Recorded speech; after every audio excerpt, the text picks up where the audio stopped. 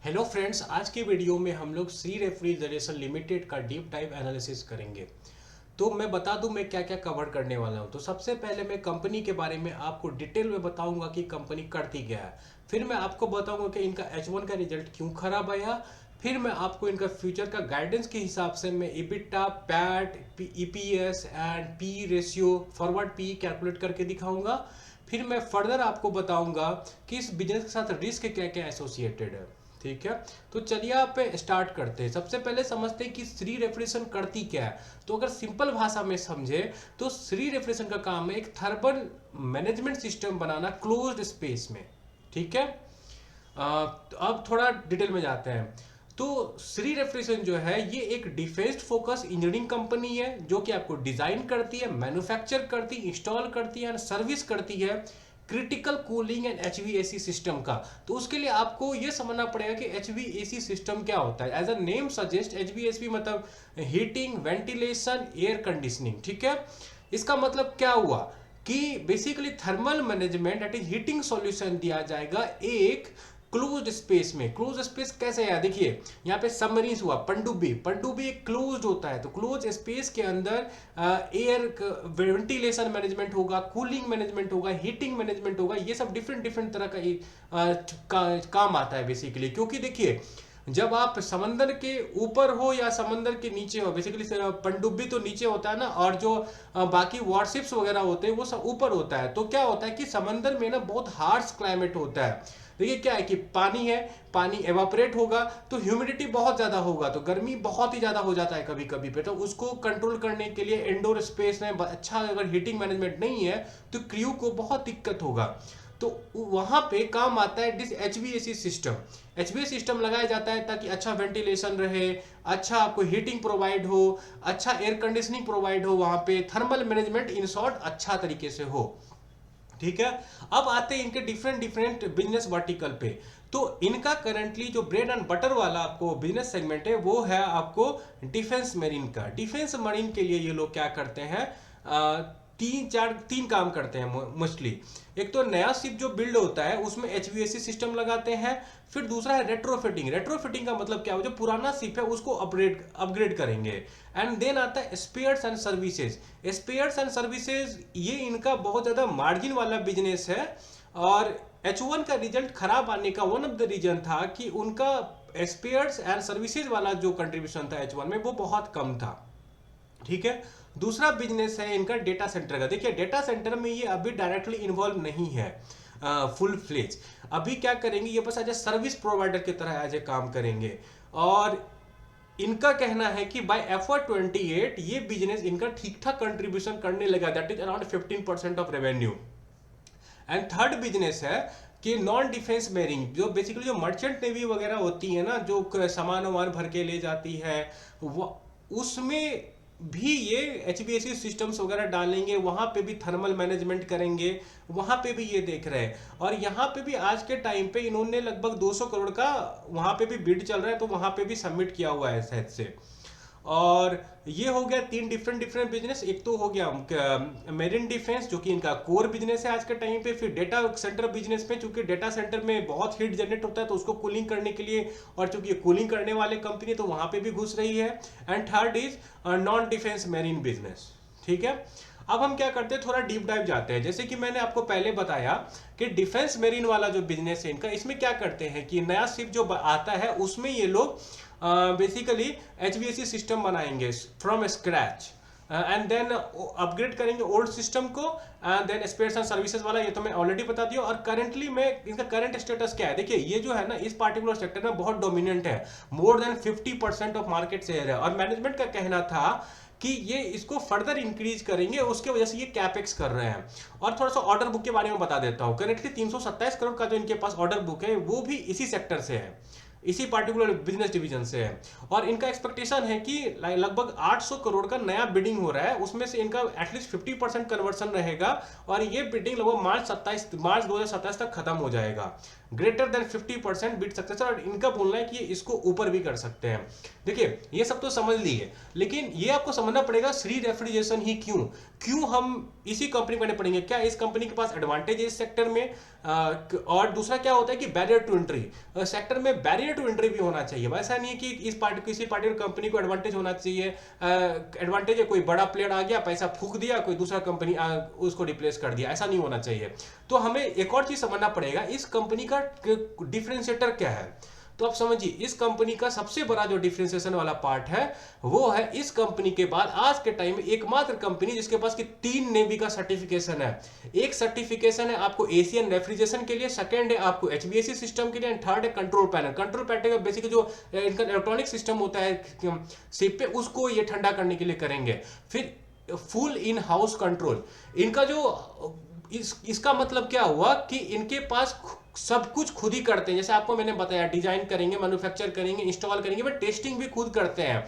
आप एक दो इनका वीडियो दिखा के देखना यूट्यूब पे, आपको मिल जाएगा। इनके पास खुद में मतलब इंडस्ट्री में इनका सर ये बना हुआ है टेस्टिंग सेंटर, ये टेस्ट कर सकते हैं अपने उसको कोई भी चीज जो बनाए हैं।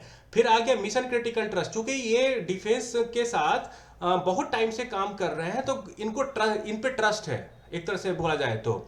एंड जो उससे भी इंपॉर्टेंट है ना कि इसमें बैरियर टू एंट्री क्या है। देखिए बैरियर टू एंट्री के लिए समझना पड़ेगा, क्योंकि डिफेंस है तो यहाँ पे लॉन्ग साइकिल होगा रेवेन्यू का। मतलब आज काम हुआ, थोड़ा टाइम के बाद पैसा मिल रहा है, फिर आपको चूंकि सरकारी है तो डिफेंस है ऊपर से, तो बहुत क्रिटिकल चीज होता है ना, तो अप्रूवल में भी बहुत ज्यादा टाइम लगता है। और एक यहाँ पे बात हो जाता है ना ट्रस्ट, चूंकि इनके साथ ऑलरेडी डिफेंस वाले इतने टाइम से काम कर रहे तो इन पे ट्रस्ट है। और एक तरह से मैं बोलूं तो वन ऑफ द चीज क्या था ना कॉन कॉल में जो अच्छा निकल के आया, कि कोई भी कंपनी अगर यहाँ पे अभी घुसना चाहे ना, तो उनको तो इस लेवल पे, जिस लेवल पर श्री रेफ्रिजरेशन है, उस लेवल पे पहुंचने के लिए कम से कम 5-7 साल तो लगेगा ही लगेगा। उसके बाद भी ना एक प्रॉब्लम क्या है कि कोई अगर कंपनी चाहे कि हम आके तुरंत इससे कमा ले पैसा, तो वो नहीं हो सकता है। इनको पहले बहुत टाइम रहना पड़ेगा, तब यहाँ से कैश जनरेट होगा। तो ऐसे बिजनेस तो ऐसे लोग तो यहाँ पे आएंगे ही नहीं जिनका कैश का ऐसा एक्सपेक्टेशन है कि तुरंत जनरेट हो जाए। तो ये रहा बैरियर टू एंट्री। बेसिकली बोलने का मतलब क्या है कि इस पार्टिकुलर इंडस्ट्री में अप्रूवल्स वगैरह लेने में बहुत टाइम लगता है, कैश साइकिल भी लॉन्ग है, मतलब तुरंत रिजल्ट दिखना शुरू नहीं होता है, बहुत टाइम लगता है रिजल्ट दिखने में। तो बैरियर टू एंट्री ठीक ठाक है, मतलब कोई कंपनी अगर आए तो 10 साल लगेगा उसको ठीक से सी के लेवल पे आने में, तो अभी अपना अच्छा स्कोप है। अब देखते हैं आउटलुक एंड ग्रोथ ड्राइवर्स क्या है। देखिए इंडियन नेवी के पास जहां तक मुझे डेटा मिला 130 शिप फ्लीट आज के टाइम पे है, और गवर्नमेंट का इसको बढ़ाने का प्लान है अराउंड 160-170 बाय 2030, एंड 200-220 तक इसको करने का प्लान है बाय 2035। और नॉर्मल जो एक शिप में जो HVAC सिस्टम आता है ना, उसका एग्जैक्ट नंबर तो मुझे नहीं मिला, लेकिन आप समझ सकते हो 50 करोड़ से लेके आपको 150 करोड़ तक का होता है।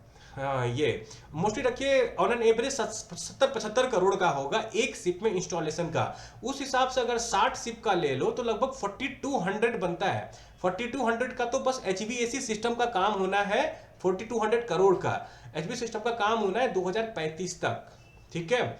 और ये तो रहा, और करेंटली मैंने ऑलरेडी आपको बता दिया है कि 800 करोड़ का बिड पाइपलाइन चल रहा है, जहां पे कि इनका बोलना है कि 50% से ज्यादा हमारा सक्सेस रेट रहेगा इसमें। तो समझ के चलो कि 400 करोड़ का ऑर्डर ऑल मिल जाएगा इधर से ही, तो 320 प्लस 400 मतलब 720 करोड़ का ऑर्डर रहेगा कंपनी को बाय नेक्स्ट ईयर एंड।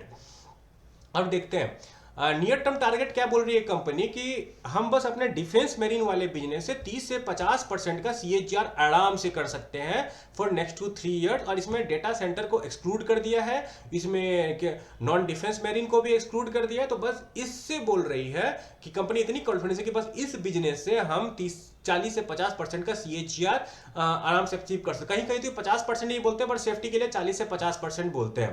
देखो आप खुद ही अंदाजा लगा लो, अगर 327 करके इनके पास ऑर्डर बुक है, 800 करोड़ का बिड पाइपलाइन में, ये बोल रहे हैं कि ये जो नॉन डिफेंस मेरीन है उससे भी इनको ठीक ठाक 200 करोड़ का बिड है, तो आई थिंक इट्स डूएबल। मैं आपको आगे कैलकुलेट करके दिखाऊंगा डिटेल में।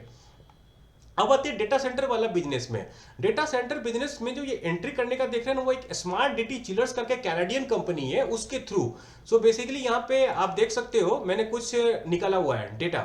तो इनका बोलना क्या है कि स्मार्ट डिटी जो है ना एक ग्लोबल मैन्युफैक्चरर है हाई बियरिंग, जैसे ऑयल फ्री टेक्नोलॉजी होता है, देखिए यहाँ पे क्या लिखा हुआ, oil free chillers that utilise magnetic bearing centrifugal compressor.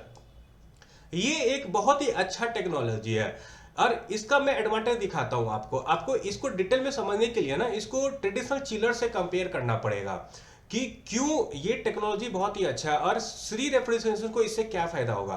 तो नॉर्मली क्या होता है ना कि जब आप ट्रेडिशनल चिलर्स को ऑयल फ्री मैग्नेटिक चिलर से अगर कंपेयर करोगे तो आज के टाइम पे ट्रेडिशनल चिलर्स का लगभग 70 से 80% मार्केट कंट्रीब्यूशन है और इन ये जो है oil free magnetic bearing chillers इसका बस आपको 5 से 15% है। तो इसमें ग्रोथ का अपॉर्चुनिटी काफी ज्यादा है। इवन जो हाइपर स्किल डेटा सेंटर्स बन रहे हैं उसमें यही लगेगा, oil free magnetic bearing chillers. ठीक है, देखिए फायदा क्या होता है, एक तो ये बहुत एफिशिएंट होता है, ठीक है, और सेकेंड ये इसमें मेंटेनेंस कम चाहिए होता है क्योंकि ऑयल वगैरह यूज होता है ना नॉर्मल चिलर्स में, ट्रेडिशनल चिलर्स में, तो उसको बहुत मेंटेनेंस चाहिए होता है। इनिशियल कॉस्ट भले ही इसमें ज्यादा हो लेकिन ओवरऑल और लॉन्गर टाइम ये सस्ता पड़ता है कंपनीज को। देन आपको रिलायबिलिटी, ये जो आपको ऑयल फ्री वाला है ये बहुत रिलायबल होता है, इन्वायरमेंटल इंपैक्ट भी कम होता है, ideal for hyper scale data centres. तो आप देख रहे होंगे ना जो हाइपर स्केल डेटा सेंटर बन रहा है, जैसे गूगल ने रिसेंटली अनाउंस किया था कि इंडिया में हम लोग, आई थिंक आंध्रा में बोला था कि हम लोग डेटा सेंटर्स बनाएंगे हाइपर स्केल वाला। तो वहां पे मोस्ट लाइकली ऐसा ही टेक्नोलॉजी लगेगा, वो श्री लगाए, स्मार्ट डिटी लगाए, कोई और कंपनी लगाए, हमें नहीं पता, लेकिन लगेगा चांसेस बहुत ज्यादा है कि oil free magnetic bearing chillers ही लगेगा वहां पे क्योंकि उसके बहुत सारे एडवांटेज है और future is moving towards it. तो अब आते हैं श्री रेफ्रिजरेशन पे वापस। तो इन्होंने क्या किया है, स्मार्ट डिटी चिलर्स के साथ टेक्नोलॉजी प्रोवाइडर है उनके साथ इन्होंने टाई अप किया हुआ है। बेसिकली आज के टाइम पे बस ये सर्विस प्रोवाइडर करेंगे, ये क्या करेंगे, सेल्स, इंस्टॉलेशन एंड मेंटेनेंस का काम करेंगे स्मार्ट डिटी के लिए। और इनसे को फायदा क्या होगा, इनको एक्सेस मिल जाएगा। देखिए ऑलरेडी जो है ना AWS, एनटीटी, गूगल इनके अप्रूव्ड लिस्ट में है, तो श्री भी उनके साथ आ जाएंगे एक तरह से बोला जाए तो। और क्या है ना कि आज के टाइम पे ये सर्विस प्रोवाइडर है तो लो रिस्क रहेगा इनके पास, ठीक है। और ऑलरेडी इनके पास जैसे आपको की एडवांटेज देखोगे तो क्या है कि ऑलरेडी इनका डिफेंस का अच्छा खासा बैकग्राउंड है, प्रूवन बैकग्राउंड है, तो वो भी इनको काफी फायदा करेगा।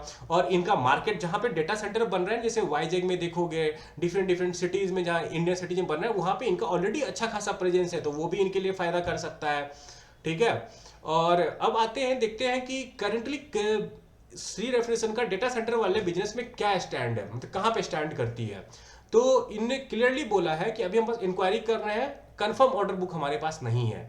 तो किसी ने पूछा कि आप कैसा एक्सपेक्ट कर रहे हैं, तो बेसिकली बोला उन्होंने कि FY 2026 में हम लोग नेग्लिजिबल एक्सपेक्ट कर रहे हैं, थोड़ा रैंप अप होगा, अर्ली फेज होगा हमारा FY 27 में, एंड बाय FY 28 हम लोग, ये हमारा क्या होगा, इन्फ्लेक्शन पॉइंट होगा।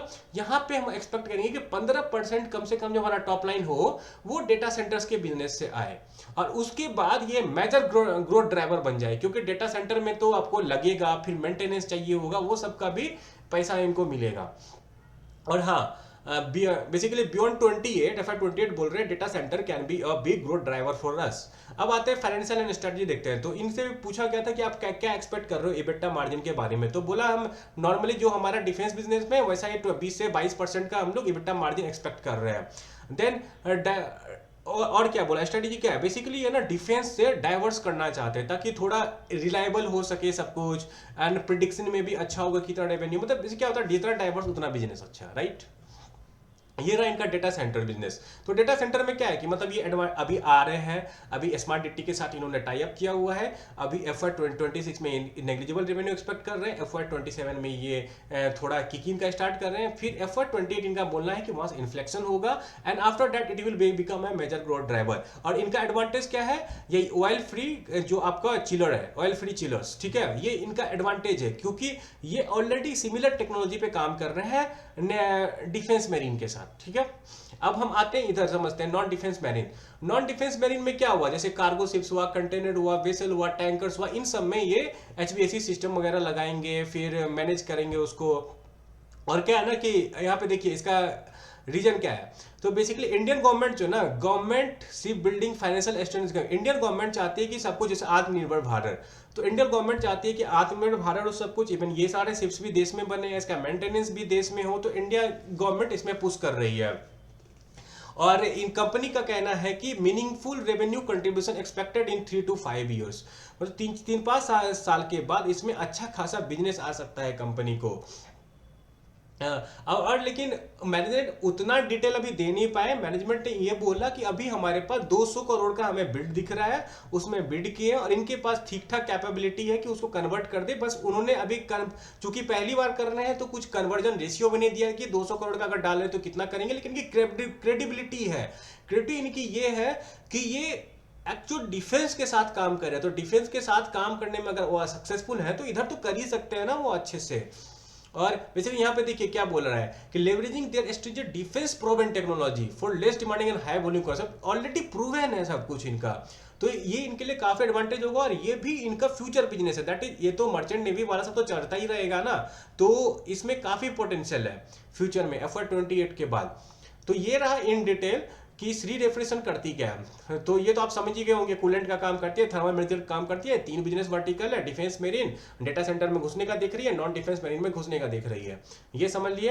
अब हम क्या करते हैं, थोड़ा सा जाते हैं पीपीटी पे और कुछ चीज आपको दिखा देता हूँ। सबसे पहले को बैड H1 रिजल्ट क्यों आया था, ठीक है। इनके इस पे मैनेजमेंट का बोलना है कि हमारा पहले तो फ्रंट प्रोडक्ट इन्होंने 76 एम्प्लॉय को हायर किया, जिसकी वजह से थोड़ा सा इनका कॉस्ट बढ़ गया। सेकंड क्या हुआ, spare revenue fell to 8%। Normally जो स्पेयर एंड सर्विसेज का होता है ये आपको 40% का होता है और ये हाई मार्जिन बिजनेस है, और ये फेल कर गया 40% से 8%। न्यू प्रोजेक्ट डिले, क्या हुआ ना कि कुछ प्रोजेक्ट का रेवेन्यू रिकॉग्निशन भी लेट हो गया। एंड एबिटा मार्जिन, और चूंकि ये सब हुआ तो एबिटा मार्जिन फॉल कर गया, जो कि 30% होता है नॉर्मली, वो 11% पे आ गया। आउटलुक में इन्होंने क्या बोला कि हाँ हम जो है आज के टाइम पे कम किए हैं, लेकिन हम आउटलुक अपना मेंटेन करते हैं। इनका बोलना था कि हम FY26 में 140 से 150 करोड़ का रेवेन्यू करेंगे, और उन्होंने बोला कि yeah we will do it, कुछ रेवेन्यू हमारा पोस्टपोन हुआ है तो हम कर लेंगे इतना, we will need to track it, right. अब मैं एक चीज दिखाता हूं आपको, मैंने ना आउटलुक बनाया हुआ है कंपनी का, गिवन जो डेटा वगैरह मेरे पास अवेलेबल था कि कंपनी ने क्या बोला। मैंने 2 आउटलुक बनाया। पहले तो कंपनी ने बोला कि हम 40 से 50% से ग्रो कर सकते हैं, तो मैंने 40% से भी बनाया और 50% से भी बनाया है, ठीक है। तो मैं आपको दोनों दिखाता हूं। और मैंने ये सीट कुछ दिन पहले तैयार किया था, तो थोड़ा इधर उधर होगा, लेकिन मोस्टली क्योंकि पी रेशियो तो प्राइस से करते हैं ना। प्राइस आज के टाइम पे कितना है, 220 है ना, अरे 218 है, तो इसको 218 से करना पड़ेगा मुझे, तो लगभग उतना ही होगा, 2% 3% का फर्क होगा। तो अब देख लेते हैं हम, ठीक है। पहले एज्यूम करते हैं कि 40% का होता है, तो कंपनी क्या बोल रही है कि हम 150 करोड़ का रेवेन्यू करेंगे इस फाइनेंशियल ईयर में। तो और उन्होंने सीधा पैट का मार्जिन ही दे दिया था, आई थिंक कितना दिया था, 15% का पैट मार्जिन ये बोल रहे थे, तो लगभग 22 करोड़ का पैट बनता है। उसके हिसाब से पी रेशियो बनता है 22 का फॉरवर्ड पी रेशियो। FY27 पे मेन आते हैं। ये क्या बोल रहे हैं कि we will grow by 40 to 50%। तो ये वाला जो मेरा टेबल है ये 40% एज्यूम करके है, और ये नीचे वाला जो है, नीचे वाला आपको 50% एज्यूम करके है। और हाँ एक चीज, 2 चीज मैं बता देता हूं। जैसे ये कॉलम डी देख रहे होंगे, कॉलम डी में मैंने depreciation plus amortisation minus income, other income किया हुआ है। तो इसमें ना मैंने डिप्रिसिएशन में जो नया ये इनका कैपेक्स हो रहा है उसका भी कंट्रीब्यूशन ले लिया है, क्योंकि हमें क्या करना है कि वर्स्ट केस लेके चलना है। जैसे 40% ले लिया हमने, फिर वर्स्ट डिप्रिसिएशन कितना आ सकता है, अदर इनकम भी हम कम लेके चलेंगे जो हमें स्टेबल लगता है। तो इस तरह से मैंने क्या कैलकुलेट किया हुआ है। तो इस हिसाब से देखोगे 150 करोड़ अगर इस फाइनेंशियल ईयर करती है तो उसका 40% अगर वो जोड़ दो तो 210 करोड़ बनता है, तो पैट लगभग 28 करोड़ का बनेगा, ठीक है। फिर मैंने वहां से इबिटा निकाला। इबिटा मैं एज्यूम कर रहा हूं, इन्होंने गाइडेंस दिया है 20 से 22% का, लेकिन मैं एज्यूम कर रहा हूं कि 21% का इबिटा होगा, बीच में ले लिया मैंने एवरेज। तो उस हिसाब से पी रेशियो बनता है 17.7 का बाय FY27 एंड। FY28 में 294 करोड़ एज्यूमिंग 40% ग्रोथ अगेन, ये बनेगा आपका रेवेन्यू, और फिर एबिटा बनेगा 61, एंड देन आपको पी रेशियो बनेगा 12.1। मतलब 2.5 साल के बाद ये 12 के पी पे अवेलेबल रहेगी, जो डेटा सेंटर में बिजनेस करेगी और जो आपको डिफेंस में करती है। तो मुझे लगता है पी एक्सपेंशन तो होगा ही उस वक्त। और हाँ सेकेंड चीज क्या है कि हमने ये एज्यूम किया अभी तक कि बस ये डिफेंस वाला बिजनेस से करेंगे। ये अभी मेरीन में भी देख रहे हैं, नॉन डिफेंस मेरीन में भी देख रहे हैं, और इवन ये नॉन डिफेंस मेरीन के अलावा ये डेटा सेंटर में भी देख रहे हैं। और FY27 में इनका बोलना है कि 15% इनका डिफेंस से कंट्रीब्यूशन होगा, ठीक है। सॉरी डेटा सेंटर वाले बिजनेस से कंट्रीब्यूशन होगा FY 28 में, उसको नेग्लेक्ट किया हुआ है मैंने यहाँ पे। और यहाँ पे देखिए आप दूसरा 50% लेके कैलकुलेट करते हो, तो सिमिलर कैलकुलेशन मैंने 50% लेके यहाँ पे किया हुआ है। और जो पी बनता है FY 28 का, वो बनता है आपको कितना, 10 बनता है, बस 10 का भी ये बनता है। तो समझिए कितने सस्ते वैल्यूएशन पे आज के टाइम पे फ्री रेफ्रिजरेशन अवेलेबल है। आप चाहे तो इस कैलकुलेशन को चेक कर सकते हैं। जैसे ही देखिए यहाँ पे 1.5% लिया मैंने, फिर 21 लिया। और एक्चुअली मैं बात क्या ना, मैं बताता हूँ इनका जो क्या बोल रहा है कि जब हमारा वॉल्यूम्स बढ़ेगा तो हमारा इबिटा मार्जिन आगे भी बढ़ सकता है। नॉर्मल इबिटा मार्जिन इसका 30% होता है। मैंने जो आपको कैलकुलेशन बताया ना, वो बहुत सेफ करके बताया है कि सब कुछ वर्ष लिया हुआ है। 40% ग्रो करेगा, इबिटा मार्जिन 21% का होगा। फिर डेप्रीसिएशन में भी मैंने ज़्यादा ऐड किया हुआ है ताकि हमें मिनिमम पता चले कि वर्स्ट केस में कितना का करेगी अगर 40% से ग्रो करती है। तो मेरा कहना ये है कि ये 10 की पी पे अगर 50% से ग्रो करे और 40% से ग्रो करे तो 12 के पी अवेलेबल रहेगी। अब एक बुल के सिनारियो एज्यूम कर लेते हैं। देखिए इनका कैपेसिटी जो करंट है ना, इनका बोलना क्या था कि इस कैपेसिटी से हम बिना अगला पैसा उठाए 500 करोड़ का रेवेन्यू कर सकते हैं। लेट्स सपोज कि इनके पास वो मर्चेंट वाला जो है नॉन डिफेंस मैरिन जो उसका भी ऑर्डर आ जाता है, और 15% आपको डेटा सेंटर से भी कंट्रीब्यूशन आ जाता है, और ये 50% से ग्रो करता है, टेकिंग अ बुल केस। तो उस केस में इनका रेवेन्यू बनेगा 550 करोड़ का। और फिर अगर 21% का हम लोग 22% का इबिट्टा एज्यूम करते हैं तो 121 करोड़ का इबिट्टा बनेगा। और फाइनली पी रेशियो पे आते हैं तो पी रेशियो 6 का बनेगा। तो आपको पता चला ना ये कंपनी कितने सस्ते वैल्यूएशन पे अवेलेबल है। अगर इस कंपनी के लिए सब कुछ अच्छा जाता है तो company will be available at A valuation of 6। अगर नहीं भी अच्छा जाता है तो company will be available at 10। तो मुझे लगता है ये कंपनी वर्थ है अपने रडार में रखना। इसको अपने रडार में रख सकते हो और फिर फर्दर उस पर डिसीजन ले सकते हो। ये सब तो मैंने बता दिया कि कंपनी कितनी लुक्रेटिव रखती है। और हाँ, एक चीज बता दूं, आज के टाइम पे ये कंपनी मुझे बेस्ट ऑप्शन लगती है डेटा सेंटर प्रॉक्सी में, आफ्टर इजमो एंड स्टैलियन। स्टैलियन भी मुझे अच्छा ऑप्शन लगता है, लेकिन स्टैलियन में मुझे सबसे अच्छा क्या लगता है, वो डाइवर्स है। मैंने ऑलरेडी स्टैलियन पे एक वीडियो बनाया हुआ है फॉर इन डेप्थ एनालिसिस का, उसे भी आप देख सकते हो। इजमो पे भी बनाया हुआ है, वो भी काफी अच्छी अपॉर्चुनिटी है। सेमीकंडक्टर में है, डेटा सेंटर में भी है, डेटा सेंटर के लिए भी काम करेगी। तो आपको देखना पड़ेगा। बेसिकली क्या है कि हमें उन बिजनेस को ट्रैक करना पड़ेगा।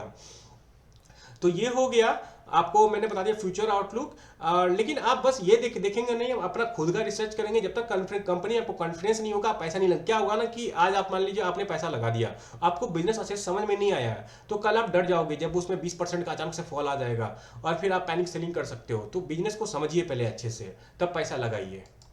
अब आते हैं हम समझते हैं इस बिजनेस के साथ रिस्क क्या है। देखिए, एक तो कस्टमर कंसंट्रेशन है, नेट ये बोल रहे हैं कि इंडियन नेवी, तो उसके लिए डाइवर्स कर रहे हैं, मतलब नॉन डिफेंस मैरीन में भी जा रहे हैं, डेटा सेंटर में भी जा रहे हैं। और high working capital requirement, defence के साथ काम हो रहा है तो वर्किंग कैपिटल का रिक्वायरमेंट तो ज़्यादा रहेगा ही ना। फिर long revenue cycle. Long revenue cycle का मतलब क्या हुआ कि आज करेंगे, थोड़ा टाइम के बाद मिलेगा, ये सब नॉर्मल इनका नॉर्मल जो ऐसे बिजनेस के साथ इशू होता है। एक्चुअली डिफेंस के साथ जो भी बिजनेस काम करते हैं उसमें नॉर्मली ये इश्यूज होते हैं, ठीक है। मार्जिन में वॉलेटिलिटी रहता है, जैसे स्पेयर्स वाले में ज़्यादा है, न्यू प्रोजेक्ट में थोड़ा कम मार्जिन है, तो दोनों का बैलेंस करके इनको लेके चलना पड़ेगा। फिर ये क्या हो गया, education is challenging to scale rapidly with large orders. और हमें हाँ डेटा सेंटर के बिजनेस को ट्रैक करना पड़ेगा, क्योंकि आज के टाइम पे क्या है ना, मानिए नहीं मानिए, कंपनी डेटा सेंटर के नाम से अपने आप को सेल कर रही है, ठीक है। हमें देखना पड़ेगा कि डेटा सेंटर के बिजनेस में इनका कैसा ग्रोथ हो रहा है। फिर इवन नॉन मेरिन वाले में देखना पड़ेगा, बेसिकली इनके ग्रोथ को ट्रैक करने पड़ेगा, इबिटा मार्जिन ट्रैक करने पड़ेगा, कैश फ्लो को ट्रैक करना पड़ेगा, और देखना पड़ेगा कि ऑर्डर जीत रहे हैं कि नहीं, जो जीत रहे हैं, जो कि चांसेस बहुत ज़्यादा हाई है क्योंकि इनके पास ट्रिपल सर्टिफिकेशन है। और डेटा सेंटर का अनसर्टी आज के टाइम पे क्या है कि सर्विस प्रोवाइडर है, लेकिन इनको फुल फ्लेज अपना टेक्नोलॉजी बेचेंगे तभी तो पैसा कमाएंगे ना ये। तो वो देखना है कि कैसे कैसे ग्रोथ हो रहा है, ठीक है। और ये तो हो गया रिस्क वगैरह। अब हम थोड़ा क्या करते हैं ना, थोड़ा इस पे जाते हैं क्या वो स्क्रीन पे, और कुछ कुछ चीज़ें मैं आपको दिखा देता हूँ। जैसे डेप्ट टू इक्विटी नहीं है, कंपनी कर्ज में नहीं है आज के टाइम पे। इवन आप देखेंगे इंडस्ट्री पी 34 है, ये पी तो मत ही देखिए आप, पी तो क्या वो, चूंकि इस पार्टिकुलर क्वार्टर में इनका पैट बहुत कम हुआ, मार्जिन पूरा घट गया, इसकी वजह से कम ज़्यादा दिख रहा है P ratio. Otherwise everything is good here. Share price अपने ऑल टाइम हाई से 30% नीचे मिल रही है, विच इज़ ऑल्सो गुड। ये तो रिजल्ट देख के फ़ायदा नहीं है। देखिए यहाँ पे कंपनी के बाद खुद का रिजर्व है 193 करोड़ का, एंड बोरोइंग है 26 करोड़ का आज के टाइम पे, वो भी ठीक है।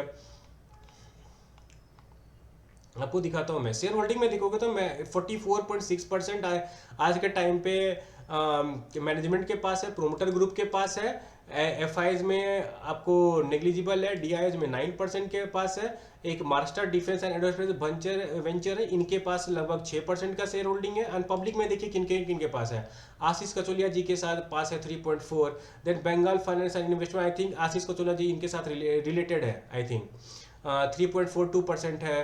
फिर मतलब बड़े शेयर होल्डर्स भी हैं एक्चुअली में यहाँ पे, तो ये भी एक फर्दर कॉन्फिडेंस मिलता है। ऐसा नहीं है कि अगर कोई बड़ा से बड़ा बहुत बड़ा इन्वेस्टर अगर किसी कंपनी में पैसा लगा रहा है तो हम भी कूद जाए उसमें, क्योंकि क्या होता है ना, उनका रिस्क एपेटाइट अलग है, वो 5 साल पैसा रख के भूल भी सकते हैं, हम नहीं भूल सकते, हम रिटेल इन्वेस्टर है, हमें जहाँ इमीडिएट ग्रोथ दिखेगा हमें वहाँ जाने का ट्राई करना चाहिए।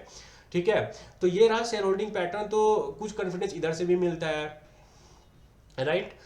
तो ये दोस्तों रहा मेरा श्री रेफ्रिजरेशन पे डीप डाइव वीडियो। और अगर आपको मेरा ये वीडियो अच्छा लगा होगा तो प्लीज लाइक कर दीजिए, शेयर कीजिए, सब्सक्राइब कीजिए। मेरे लोग वीडियो पे लोग आके देख तो रहे हैं पर सब्सक्राइब नहीं कर रहे हैं, तो please help me grow also, and thanks a lot for watching.